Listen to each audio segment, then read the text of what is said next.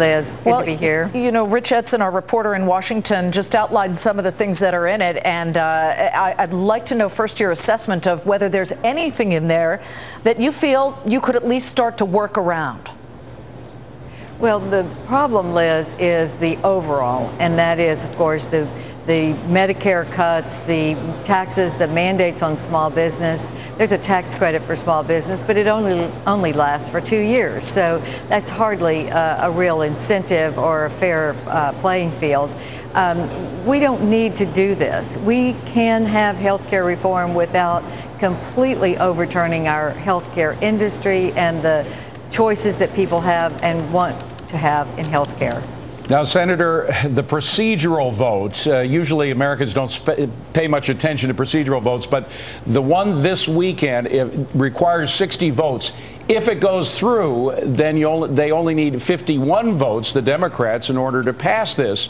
So this is a critical vote. Are some of those, like Blanche Lincoln and others, who oppose the public option, are they likely to vote yes in the procedural vote, knowing that it will pass with 51 votes?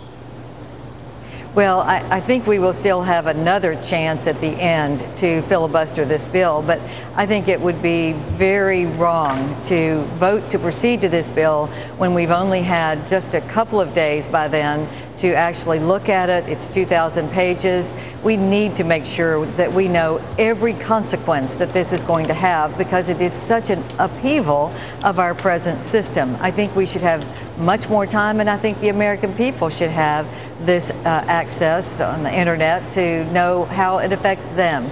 Then we can start the debate and start thinking about what can be taken out and what could be added to it if we can just pare it down and start looking at other ways to reform that are not the big government takeover. Okay, now what would you say would be a start to that? Would it be beginning, say, for example, with tort reform or being able to carry your coverage across state lines? Which part of that?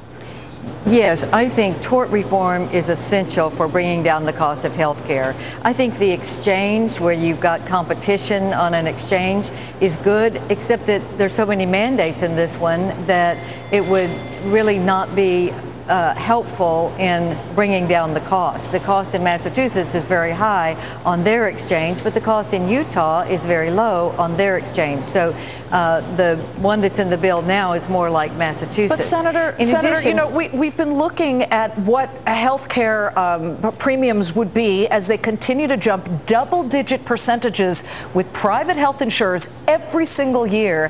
You don't believe that by at least bringing in a government option, that somehow that would scare the bejesus out of some of these insurance companies to say, oh, now we really actually have to lower prices to compete, or not jump the premiums as high as they have been jumping, double-digit percentages for small businesses as well?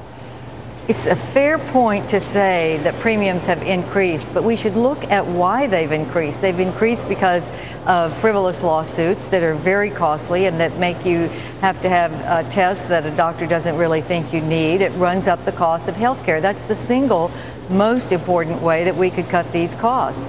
But to say that you have a government option that the government then has to pay for, which means tax increases to every small business and every individual, that government takeover is going to crowd out the insurance companies, and it's certainly going to be lower cost, but that's because we're paying taxes to pay for it. So, Senator, final question. We got to run because we have some breaking news, but is it a deal breaker if there's any kind of government health care agency to insure the now uninsured? Would you vote against it?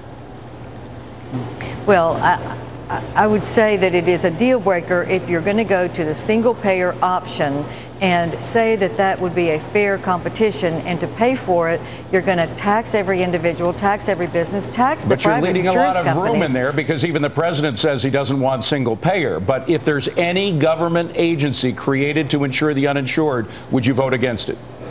Well, if it's paid for by taxes and mandates that assure that you're not going to have private industry with a level playing field, absolutely it's a deal breaker.